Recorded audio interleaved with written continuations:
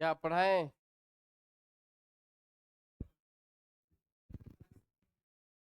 क्या पढ़े थे लोग लास्ट क्लास?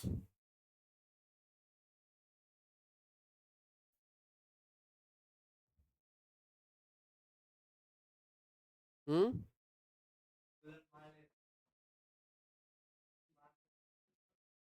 चलिए ध्यान दीजिए। हम लोग पिछले क्लास तक न्यूक्लियस में जो है न्यूक्लियस के स्टेबिलिटी पर एक क्वेश्चन पूछा गया था। पूछा गया था कि न्यूक्लियस में सिर्फ और सिर्फ पॉजिटिव चार्ज है। न्यूट्रॉन अगर है भी तो वो तो चार्जलेस है ना। तो अगर सिर्फ और सिर्फ पॉजिटिव चार्ज है तो इनके बीच रिपल्सिव फोर्स वर्क करता है। तो न्यूक्लियस जो है वो एक्सप्लोड हो जाना चाहिए। न्यूक्लियस जो है वो अनस्टेबल हो जाना चाहिए, एक्सप्लोड हो जाना चाहिए। ठीक है। फिर भी न्यूक्लियस टूटता क्यों नहीं है? तो फिर स्टेबिलिटी ऑफ न्यूक्लियस पर सवाल बोर ने क्या बताया था कि न्यूक्लियस भले ही न्यूट्रल नेचर का होता है, बट इन न्यूक्लियस न्यूट्रॉन भले ही न्यूट्रल नेचर का होता है, but in nucleus it behaves like negative charge. Neutron भले ही न्यूट्रल नेचर का होता है, लेकिन न्यूक्लियस के अंदर यह निगेटिव चार्ज की तरह बिहेव करता है। That's why the nucleus is in balanced condition. इसलिए जो है न्यूक्लियस जो है वो बैलेंस कंडीशन में रहता है। आई बात समझ में? कैसे पता चला ये बात? देखिए, हुआ क्या कि न्यूक्लियस में जो है कोई एक्स्ट्रा न्यूट्रॉन जैसे ही न्यूक्लियस को थोड़ा सा डिस्टर्ब जब करने का प्रयास, कोई भी जैसे एटम को जब डिस्टर्ब करेंगे, एटम को डिस्टर्ब करेंगे तो डायरेक्ट डिस्टरबेंस न्यूक्लियस पर नहीं जाता है। लेकिन अगर थोड़ा मोड़ा भी डायरेक्ट डिस्टरबेंस न्यूक्लियस पर जाएगा तो न्यूक्लियस न्यूट्रॉन जो है बिहेव करना बंद कर देगा। जैसे पढ़ाने के दौरान कल हमने, क्योंकि केमिस्ट्री का ही टॉपिक लगातार हम आपको बताए जा रहे थे, तो हमने एक लाइन कहा था कि हम केमिस्ट्री के टीचर नहीं है, हम बिहेव कर रहे हैं केमिस्ट्री के टीचर जैसे। ठीक है। इसका मतलब क्या हुआ कि जब लगातार आप केमिस्ट्री का ताबड़तोड़ जो है क्वेश्चन दागना दागना शुरू कर दीजिएगा तो फिर हम हाथ खड़ा कर देंगे, है ना। ये नहीं, जैसे ही हमें एक्सटर्नली डिस्टर्ब डायरेक्ट डिस्टर्ब किया जाएगा, ठीक है, तो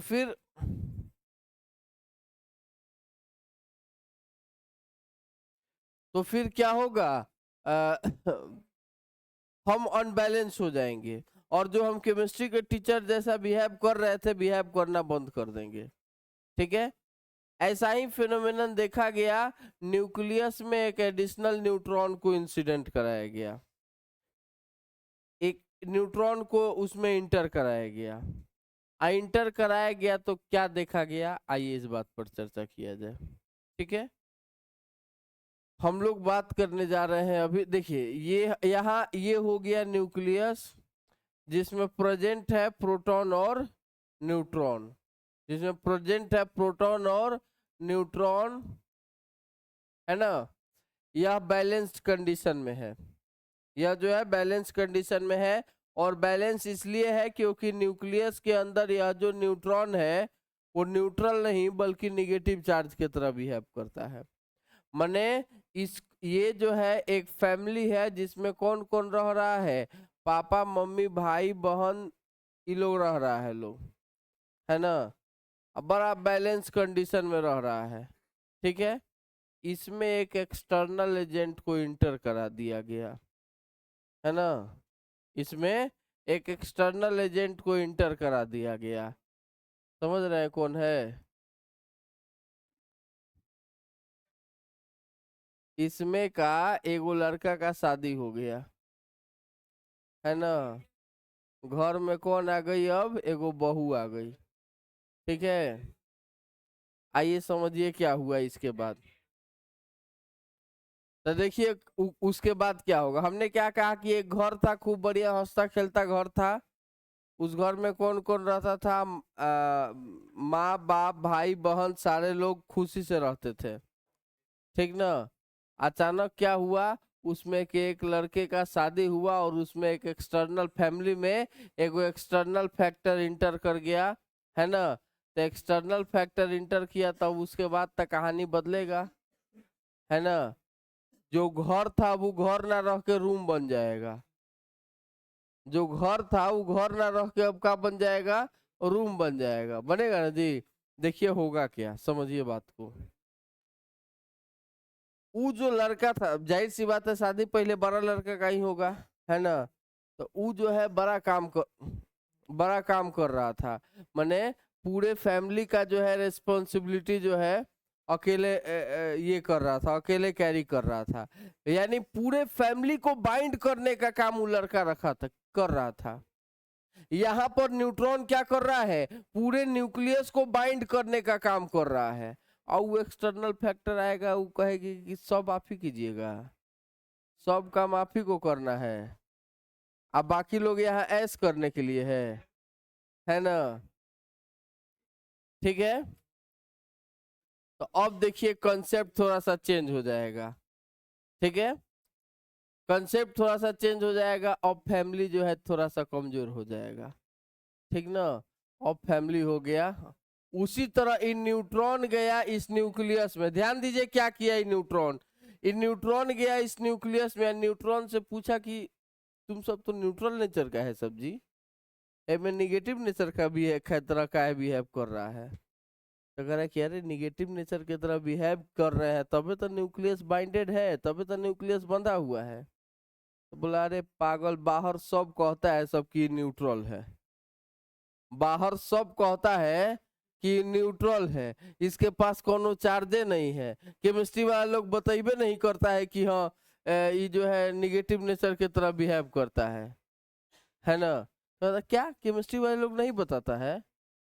बोले हाँ यार, फिजिक्स वाला लोग आता है, लोग 2 साल के बाद 11th में स्ट्रक्चर ऑफ एटम पूरा पढ़ लेते हैं लोग, पर स्टूडेंट पढ़ लेता है, फिर 12th के लास्ट में जो है फिजिक्स वाले लोग थोड़ा सा बताता है कि न्यूट्रॉन कभी कभी न्यूक्लियस के अंदर जो है वो निगेटिव चार्ज की तरह बिहेव करता है। मतलब स्टूडेंट तो कहता है स्टूडेंट मैंने 2 साल में मेरे वैल्यू को समझ भी नहीं करता है ना। तो न्यूट्रॉन कहता है कि ना, नहीं समझता है। तो कहा कि चलो अब बिहेव नहीं करेंगे। इन न्यूट्रॉन का कहा कि अब निगेटिव चार्ज की तरह बिहेव नहीं करेंगे, है ना। अब निगेटिव चार्ज की तरह जैसे ही, अच्छा ये काहे ईसा कहा घर फोड़ने वाला काम काहे कहा कि ये जब आया, समझिएगा बात को फील करिएगा, जब ये बाहर, इतना फील नहीं करना है। जो बाहर से घर में आया वो अब नया घर में बंधा हुआ फील कर रहा है ना। उसको घूमने फिरने का आजादी अब नहीं मिल रहा है ना। तो घूमने फिरने का आजादी नहीं मिल रहा है, तब उसको निकलना है बाहर। तो घर से बाहर तबे निकलेगा जब घर कमजोर होगा। तो घर कमजोर तबे होगा जब घर के लोगों से जो है इधर उधर का बात किया जाएगा। इधर उधर का बात तो सबसे बढ़िया किससे कर सकता है? अपने नेचर वाले लोग, अपने कांटेक्ट वाले लोग से, है ना। माने सीधा तौर पे आप समझ रहे हैं किससे वो कर सकता है ना। अपने सासू माँ से तो नहीं ना कर सकती, नहीं नहीं ना कर सकती है जी, नहीं कर सकती है, हाँ कर ही नहीं सकती है। देखो यही तो पहचान है, आपको जान ले रहे हैं कि सबसे बड़ी समस्या क्या है कि महिलाओं की जब शादी होती है, ठीक है, मैंने उनको जब सास मिलती है तो उनको सास बढ़िया नहीं मिलती है, ठीक है। उनके बेटा का जब शादी होता है तो उनको बहू बढ़िया नहीं मिलती है ना। तब इसको क्या हुआ, इसको बाहर निकलना है, न्यूट्रॉन जो गलती से आ गया इसमें अंदर, उसको बाहर निकलना है। अब बाहर निकलना है तो ये अंदर वाला न्यूट्रॉन एकदम बांध के रखा है न्यूक्लियस को ना, जो अंदर आ गया वो फिर बाहर नहीं जाएगा। ये कहा कि काहे नहीं बाहर जाने दे रहे हो, कहा कि नहीं अब आ गए हो तो इसी में रहो, बैलेंस करके हम लोग साथ मिलजुल कर रहा जाए, नहीं वो सब फिर भड़काने लगा। कहा कि तुम लोगों को कोई वैल्यू नहीं देता है, सब कहता है न्यूट्रल है न्यूट्रल है ना। तो ये कहा कि ये बात है, चलो आज से निगेटिव चार्ज की तरह बिहेव करना बंद। जैसे ही निगेटिव चार्ज की तरफ बिहेव करना कम किया, इन न्यूक्लियस का किया बाहर निकलने के लिए रास्ता खोजने लगा। मैंने जाके इधर टकराया, इधर टकराया, हर पॉसिबल डायरेक्शन में टकराया, कहीं से तो कमजोर रहेगा कि निकल जाएगा बाहर। उसके बाद रिजल्ट क्या हो जाएगा, ये जो बड़ा सा न्यूक्लियस है ये कमजोर हो गया, है ना। क्या बताए थे, जो घर था वो रूम हो गया, जो घर था वो अब क्या हो गया, और रूम हो गया। और थोड़ा देर के बाद संघर्ष जो है सफलता में बदला, ई का हो गया, दो गो अलग अलग न्यूक्लियस बन गया, दो गो अलग अलग न्यूक्लियस बन गया। आया बात समझ में। उसके बाद देखिए क्या हुआ। अब जाहिर सी बात है कि जब अलग हुआ तो सबसे ज्यादा दुख किसको हुआ, जब अलग हुआ तो सबसे ज्यादा दुख किसको हुआ। आइए जो हम जिस एग्जाम्पल पर बात कर रहे हैं उस एग्जाम्पल पर जरा सोच के बताइए। जब घर अलग अलग हो गया, ठीक है ना, तो सबसे ज्यादा दुखित कौन हुआ, दुखित वो लड़का हुआ, दुखित वो लड़का हुआ। काहे, तो जिसने अलग किया वो तो टेंशन फ्री है ना। जिससे माँ फादर मदर को भी टेंशन हुआ, दुख हुआ, लेकिन वो लोग जो है कहे कि जाओ ज्यादा तेज बन रहा हो, जाओ बुझाएगा तुमको, ठीक ना। लेकिन ये जो लड़का है इधर भी देखेगा इधर भी देखेगा, सही की गलत, माने वो बेचारा का एनर्जी ज्यादा लॉस होगा, है ना। वो क्या करेगा, वो चाहेगा फिर से दोनों न्यूक्लियस को मिलाने के लिए, वो चाहेगा फिर से दोनों न्यूक्लियस को मिलाने के लिए, अब पूरा जोर लगाएगा, पूरा एनर्जी लगाएगा, और ट्रेमेंडस अमाउंट ऑफ एनर्जी लगाने के बाद एक समय यह न्यूक्लियस फिर से मिल जाएगा, एक समय यह न्यूक्लियस फिर से मिल जाएगा। यही प्रक्रिया कहलाता है न्यूक्लियर रिएक्शन, यही प्रक्रिया का कहलाता है न्यूक्लियर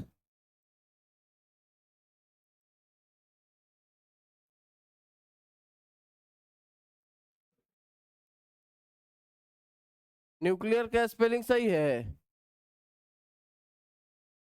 ई नहीं होता है।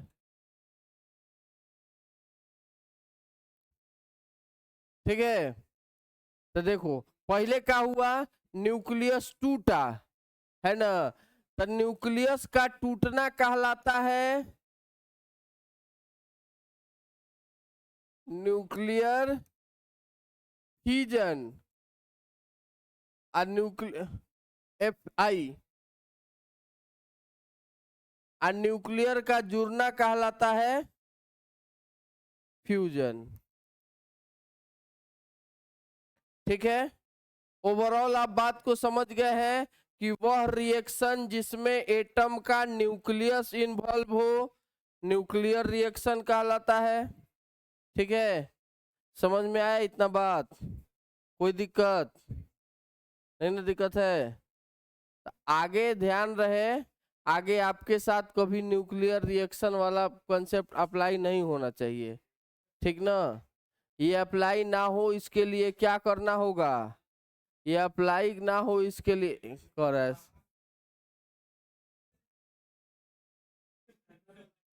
क्या हुआ, क्या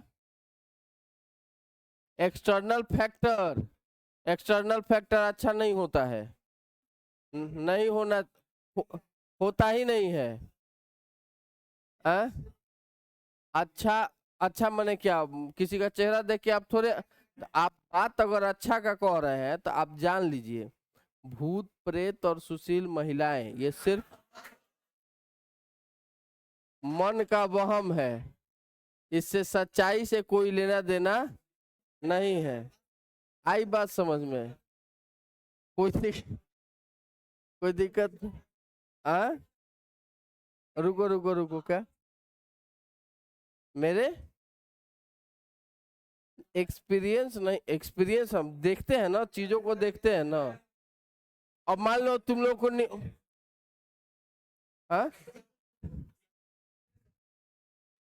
अच्छा, तुम लोग को हम न्यूक्लियर रिएक्शन पढ़ा रहे हैं, इसका ही मतलब थोड़े हुआ कि हम मेरे घर में एटम बम बनता है। हाँ, ये मतलब नहीं ना हुआ। पागल लोग हैं सब कहा दी।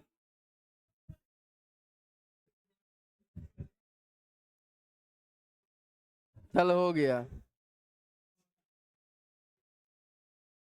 तो ये क्या हुआ, हमने भी पढ़ा, हमने भी फील किया, हमने भी एक्सपीरियंस किया, और आपको एक्सप्लेन कर रहे हैं, है ना।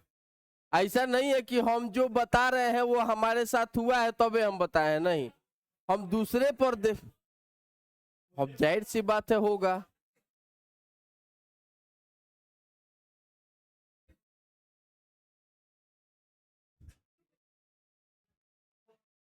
होगा, जल्दी होगा, 2 4 5 साल के अंदर में होगा। क्या बोल रहा है? बुलाएंगे, नौकरी ले लिया होगा तो बुलाएंगे, नौकरी नहीं लेगा तो थोड़े पूछेंगे तुमको। हाँ,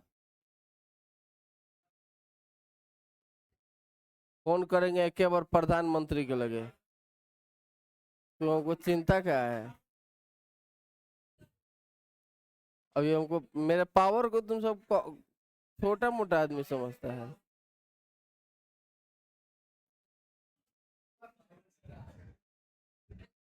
चलो हो गया, बहुत हंसी मजाक हो गया। कोई सब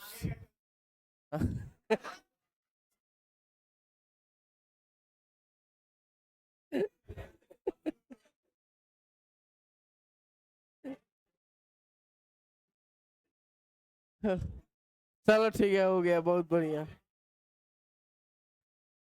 हो गया, हो गया, हो गया। अच्छा चलो, पॉइंट मिलने दो, पॉइंट मिलने दो। चलो चलिए, हो गया, ध्यान दीजिए। वह रिएक्शन जिसमें एटम का न्यूक्लियस इन्वॉल्व हो, न्यूक्लियर रिएक्शन कहलाता है। यह 2 प्रकार का होता है। एक को हम लोग कहते हैं न्यूक्लियर फिजन, दूसरे को कहते हैं न्यूक्लियर फ्यूजन। ठीक है।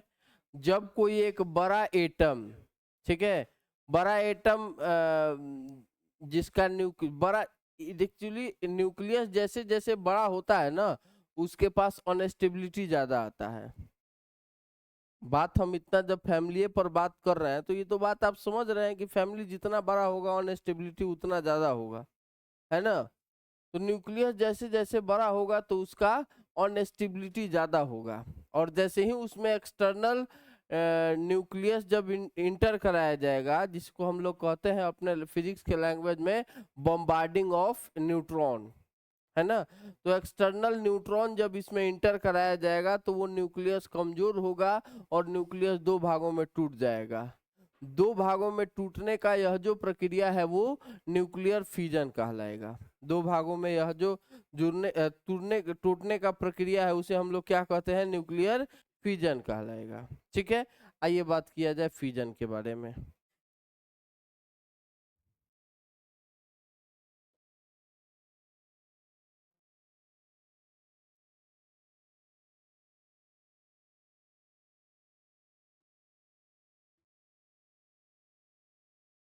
When a heavy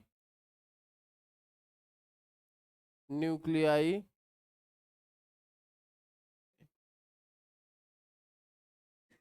when a heavy nucleus is split into two or more nucleus, then this process is called nuclear fission. When a heavy nucleus is split into two or more nucleus, then this process is called nuclear fission. यह जो प्रक्रिया है वो क्या कहलाएगा, nuclear fission कहलाएगा। ठीक है। जैसे यूरेनियम का एक बड़ा सा एटम, बड़ा सा न्यूक्लियस, ठीक है। देखो इतना तब से हंसी मजाक कर रहे थे, ठीक है ना। तब हंसी मजाक नहीं, हंसी मजाक तब करिए जब हम हंसी मजाक करें, ठीक है ना। क्लास में हर दिन 20 मिनट हम हंसी मजाक में करते हैं, तो ओकरा बाद अगर 40 मिनट अगर आप नहीं पढ़िएगा तो फिर दिक्कत हो जाएगा। किसको दिक्कत? हमको नहीं, आपको दिक्कत होगा। इसमें एक न्यूट्रॉन जब आपने इंटर कराया तो क्या हुआ? यह यूरेनियम टूट गया बैरियम में और क्रिप्टॉन में, प्लस ट्रेमेंडस अमाउंट ऑफ एनर्जी। ठीक है, यूरेनियम का एक बड़ा सा न्यूक्लियस में जब आपने एक न्यूट्रॉन इंटर कराया तो यह टूट के बना दिया क्या? ये टूट के बना दिया बैरियम और क्रिप्टॉन का न्यूट्रॉन, और उसके साथ साथ ट्रेमेंडस अमाउंट ऑफ एनर्जी रिलीज हुआ। यह फ्यूजन जो है दो तरीके से यूज किया जाता है। यह फ्यूजन जो है दो तरीके से यूज किया जाता है। इसका दो फॉर्म है।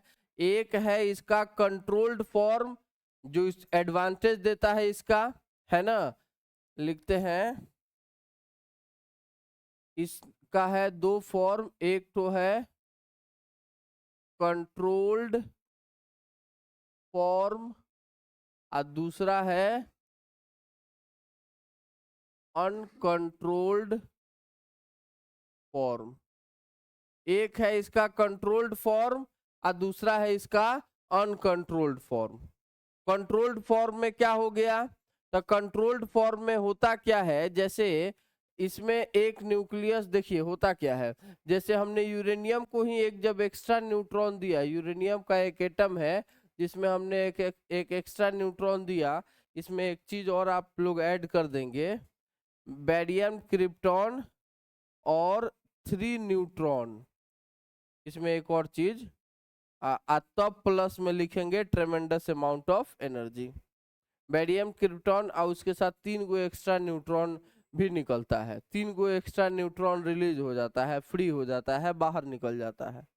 ठीक है, तो इसमें जब हमने कहा कि दो ठो एटम तो टूट गया, बैरियम और क्रिप्टॉन, बैरियम और क्रिप्टॉन टूट गया तो फिर क्या हो गया? 3 ठो एक्स्ट्रा न्यूट्रॉन भी निकला है, बहुत अधिक अमाउंट ऑफ एनर्जी के साथ। तो इसमें 3 जो न्यूट्रॉन निकल रहा है उसको हमने ऐसे दिखा दिया। ठीक है, एक न्यूट्रॉन, दूसरा न्यूट्रॉन और तीसरा न्यूट्रॉन। और इसमें एक एडिशनल बैरियम का भी प्रयोग किया था, बोरोन का प्रयोग किया था, सॉरी, बोरोन रॉड का प्रयोग किया जाता है। बोरोन रॉड जो होता है यह न्यूट्रॉन का एक्सेप्टर होता है ना। वो दो ठो न्यूट्रॉन को क्या करता है? एक्सेप्ट कर लेता है। लिखते हैं इसको, जरा सा आप अपने लैंग्वेज में लिखेंगे, हम डायग्रामेटिक खाली लिख रहे हैं कि it is being accepted by boron. ठीक है, दो ठो न्यूट्रॉन जो है एक्सेप्ट कर लिया गया। और फिर एक न्यूट्रॉन जो है अगले न्यूक्लियस पर स्ट्राइक करेगा, फिर यहां से 3 ठो बटेगा, 3 ठो न्यूट्रॉन, फिर 3 ठो इसमें से फिर न्यूट्रॉन रिलीज होगा, 3 ठो न्यूट्रॉन फिर रिलीज होगा। फिर इसमें से 3 ठो में से 2 ठो को क्या करेगा? बोरोन जो है एक्सेप्ट करेगा, और फिर ये जो है ये अगले एटम को स्ट्राइक करेगा। ठीक है, अच्छा, तो इससे हुआ ये कि लगातार कंट्रोल्ड फॉर्म में एनर्जी निकल रहा है। इससे लगातार कंट्रोल्ड फॉर्म में एनर्जी निकल रहा है। इस एनर्जी को हम लोग किस फॉर्म में यूज करते हैं? इस एनर्जी को हम लोग यूज करते हैं न्यूक्लियर पावर प्लांट में, to generate electricity and weapons of low intensity, है ना। लो इंटेंसिटी वाले वेपन्स को बनाने के लिए इस फॉर्म का यूज करते हैं हम लोग, कोई दिक्कत नहीं है। ये हो गया इसका एडवांटेज। बात अगर यहाँ nuclear power plant to generate electricity की जाए, माने इसी को यूज करके हम लोग क्या करते हैं, इलेक्ट्रिसिटी जनरेट करते हैं। लेकिन हमारे भारत में जितना करंट बनता है उसका मात्र 3% करंट जो है इस न्यूक्लियर रिएक्शन के द्वारा होता है, न्यूक्लियर फ्यूजन के द्वारा लिया जाता है। टोटल इलेक्ट्रिसिटी का मात्र 3% इलेक्ट्रिसिटी जो है वो न्यूक्लियर फ्यूजन के द्वारा, न्यूक्लियर पावर प्लांट के द्वारा जनरेट होता है।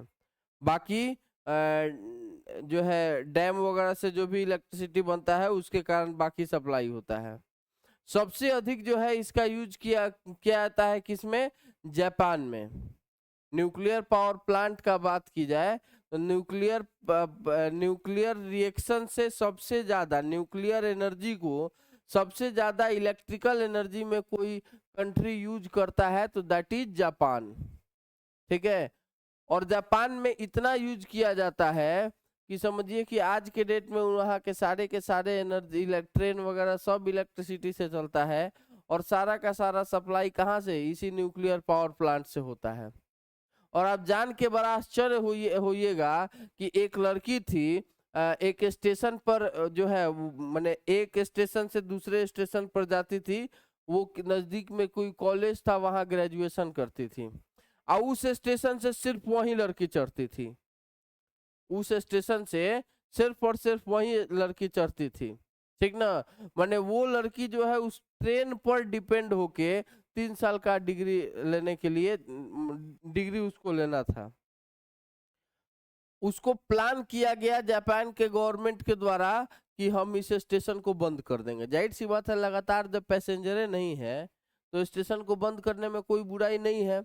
लेकिन जब पता चला कि वो लड़की जो है 3 साल का कोर्स ले चुकी है इसी ट्रेन के भरोसे, तो 3 साल तक जो है उस लड़की के लिए ट्रेन चलाया गया।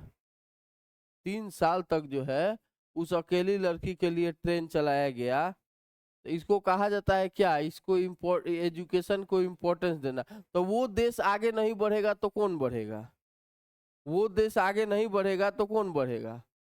आया बात समझ में। यहाँ पर क्या है, यहाँ पर तो समझिए कि 12 बजे जो है ट्रेन का टाइम है ना, 4 घंटा 5 घंटा जो है अगले दिन भी ट्रेन आता है ना। अब देखिए इस पर एक और ही छोटा सा कविता सुन लीजिए, है ना, और सुनने के बाद इंड में चिल्लाना नहीं है, ठीक है। ऐसे हुआ क्या कि जैसे ही घड़ी की सुई ने निर्धारित समय को छुआ, स्टेशन पर पैसेंजर ट्रेन का आगमन हुआ। जैसे ही घड़ी की सुई ने निर्धारित समय को छुआ, स्टेशन पर पैसेंजर ट्रेन का आगमन हुआ। मैंने दौड़ कर दी स्टेशन मास्टर को बधाई और कहा भारतीय ट्रेन वो भी समय पर आई। मैंने दौड़ कर दी स्टेशन मास्टर को बधाई और कहा भारतीय ट्रेन वो भी समय पर आई। उसने कहा नहीं मेरे भाई, हमने अपनी पुरानी भारतीय परंपरा निभाई है, ये कल वाली ट्रेन है जो 24 घंटा लेट आई है ना।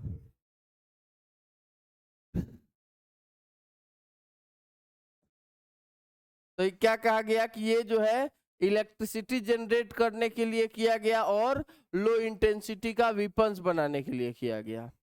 ये हो गया इसका कंट्रोल्ड फॉर्म। अनकंट्रोल्ड फॉर्म में क्या बनता है, एटम बम बनता है। उसमें क्या होता है, इसमें होता है कि एक यूरेनियम में जब आपने एक न्यूट्रॉन को बम्बार्ड कराया तो इससे बैरियम और क्रिप्टॉन बना। अब बैरियम और क्रिप्टॉन बनने के साथ साथ ट्रेमेंडस अमाउंट ऑफ एनर्जी निकला और 3 एक्स्ट्रा न्यूट्रॉन निकला। 3 एक्स्ट्रा न्यूट्रॉन निकला, तो यह 3 एक्स्ट्रा न्यूट्रॉन फिर क्या करेगा, इसमें कोई एक्सेप्टर का यूज नहीं किया गया है, इसमें किसी भी एक्सेप्टर का यूज नहीं किया गया क्या, तो यह न्यूट्रॉन फिर तीनों न्यूट्रॉन जो है 3 अलग अलग न्यूक्लियस को फिर स्ट्राइक करेगा। फिर क्या होगा, 3 जो है इससे न्यूट्रॉन, 3 इससे न्यूट्रॉन, 3 इससे न्यूट्रॉन निकलेंगे, है ना।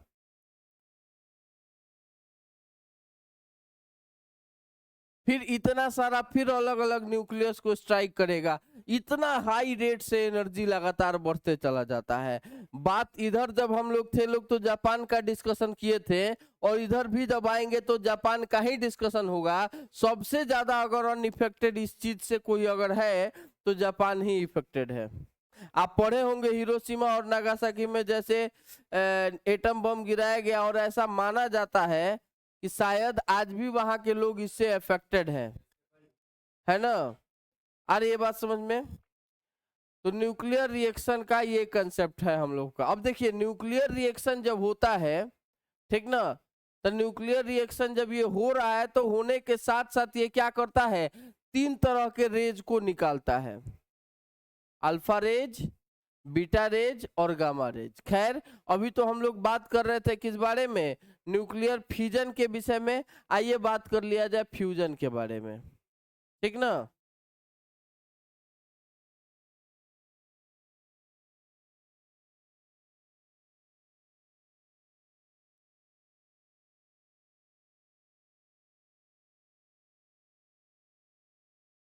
हाँ बोलिए, कुछ प्रॉब्लम है? हाँ कुछ कह रहे हैं लोग बड़े। इसमें क्या कहा गया कि दो छोटे छोटे न्यूक्लियाई जुड़ के और अगर एक बड़ा न्यूक्लियस बनाता है, दो छोटे छोटे न्यूक्लियस अगर जुड़ के एक बड़ा न्यूक्लियस बनाता है, तो यह प्रोसेस क्या कहलाएगा, न्यूक्लियर फ्यूजन कहलाएगा। कहते हैं कि when two a small nuclei combine to form a big nucleus, then it is called nuclear fusion. तब इसे क्या कहते हैं, न्यूक्लियर फ्यूजन कहते हैं। जैसे हाइड्रोजन का एक न्यूक्लियस हाइड्रोजन के दूसरे न्यूक्लियस से मिलेगा तो हीलियम का एक न्यूट्रॉन बनाएगा। और साथ ही साथ ये भी क्या करता है, ये भी जो है ट्रेमेंडस अमाउंट ऑफ एनर्जी को रिलीज करेगा। हाइड्रोजन का एक न्यूक्लियस हाइड्रोजन के दूसरे न्यूक्लियस से कंबाइन करके हीलियम का एक न्यूक्लियस बनाता है, इसके साथ ट्रेमेंडस अमाउंट ऑफ एनर्जी को रिलीज करता है। यह जो प्रक्रिया है वो क्या यह जो प्रक्रिया है न्यूक्लियर फ्यूजन कहलाएगा। तो बात आप समझ पा रहे हैं कि वहीं एक एक्स्ट्रा न्यूट्रॉन आया था, बड़े से न्यूक्लियस को तोड़ा था, बड़ा सा न्यूक्लियस को जोड़ना था। तो जोड़ना था तो हमने उस वहां भी कहा कि एक एक्सटर्नल फैक्टर चाहिए। तो वहां जोड़ने के लिए एक्सटर्नल फैक्टर का काम कौन किया, वो लड़का किया जिसको दुख है कि वो जो है अपने फादर मदर से अलग रह रहा है ना। तो वो कैसे जोड़ा, इतना आसानी से नहीं जोड़ा। वो जाएगा अपने मदर के पास बैठेगा, मदर के पास बैठेगा तो मदर जो है उसकी वाइफ का शिकायत करना शुरू, है ना।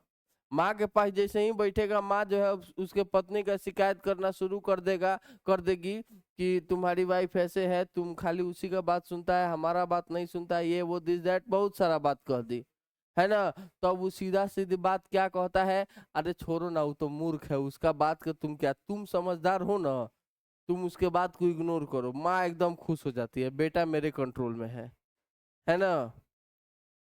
फिर वही लड़का जाता है किसके पास, अपने वाइफ के पास। तो क्या गए थे ना माँ के पास अपने, पूरा मेरा शिकायत की होगी, वो तो यही करने के लिए बुलाई ही थी आपकी।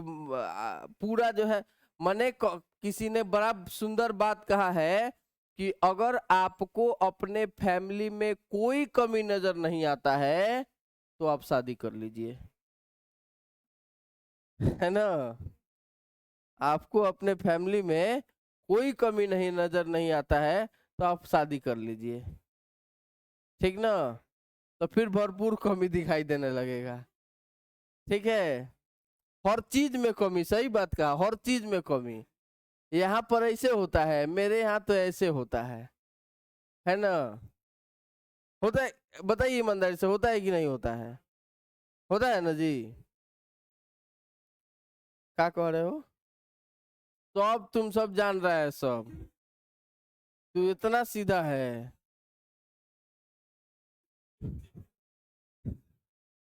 हाँ।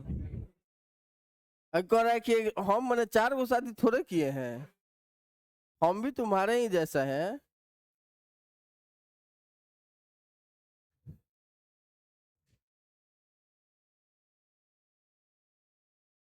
हाँ तो क्या कह रहे थे? मारेंगे इतना मारना। हाँ तो क्या? चलो ध्यान दीजिए। तो ओवरऑल भले ही चीज जो है एक पास हो जाएगा, लेकिन एक्चुअली बढ़िया से वो कंबाइन नहीं होगा। हाइड्रोजन हाइड्रोजन मिलके मिलके हीलियम का न्यूक्लियस तो बना देगा, लेकिन हीलियम नहीं बनाएगा। हीलियम नहीं बनाएगा। मैंने कह रहा है कि बढ़िया से कंबाइन नहीं होगा। इसके लिए बहुत अधिक एनर्जी चाहिए। इसके लिए बहुत अधिक एनर्जी चाहिए। माने आप एवरेज फैमिली के हैं, आप पैसा कम कमाते हैं, तब चाहिएगा कि अलग हो गए या फिर जुड़ जाइए, तो ये संभव नहीं है ना? ये संभव कब है? जब आपके पास बहुत अधिक पैसा है। बहुत अधिक पैसा है मतलब आप अपने माँ के पास बैठते हैं, माँ कहती है कि हमको हमको हमसे काम नहीं होता है, फिर भी हमको काम करना पड़ रहा है। तो माँ से पूछते हैं आप कौन काम करती हैं? तो माँ कहती है हम झाड़ू लगाते हैं। ले आओ 2 गो झाड़ू रखने वाले को ले आओ रखो। है ना? पत्नी के पास बैठते हैं, कहते हैं कि आपको कौन चीज का प्रॉब्लम है? तो हमको इस चीज का प्रॉब्लम, ले आओ उस वैसा 4 गो सामान खरीदो यहाँ पे। है ना? तो इतना पैसा अगर है तभी आप कंबाइन करने के बारे में सोच सकते हैं। यानी कॉन्सेप्ट कह रहा है कि एनर्जी बहुत ज्यादा चाहिए।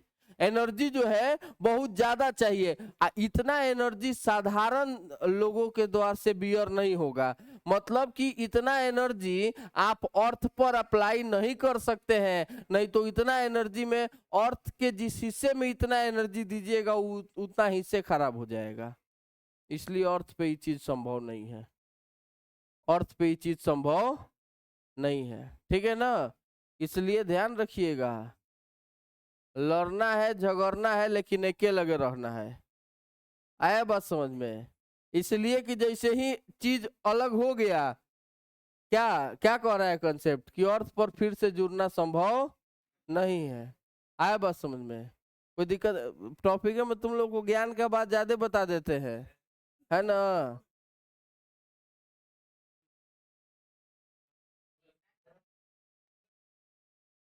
मोरा मने कह रहा है कि फिजिक्स के अलावा भी कुछ पढ़ा दे रहे हैं। तो ठीक है, पैसा वैसा मिला के और दे देना सब, हमको कोनो दिक्कत है हमको? कहे कि सर एगो एक्स्ट्रा सब्जेक्ट सर पढ़ा दिए हैं। आ?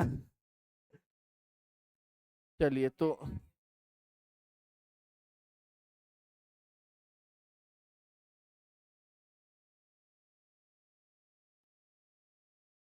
आया बात समझ में?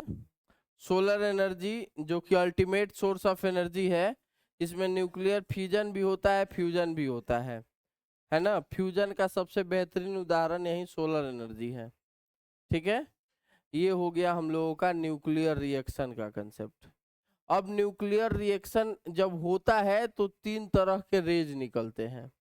न्यूक्लियर एनर्जी जब होता है, न्यूक्लियर रिएक्शन जब होता है, तो 3 तरह के रेज निकलते हैं। मेनली किसमें? फ्यूजन में ये निकलते हैं। Alpha rays, beta rays and gamma rays, जिसे हम लोग कहते हैं रेडियो एक्टिव रेज। जिसे क्या कहते हैं? Radioactive rays. आइए बात किया जाए रेडियो एक्टिव रेज का कंसेप्ट क्या कहता है। ठीक है? हेड लिखते हैं हम ही। क्या हो गया? हाँ, ऐसा क्या हो गया भाई? टाइमर?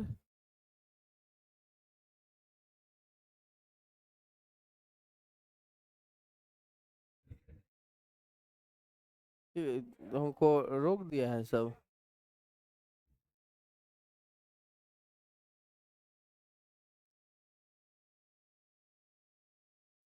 आई मोबाइल में ऐसे ही अब रुका हुआ दिखाई दे रहा होगा।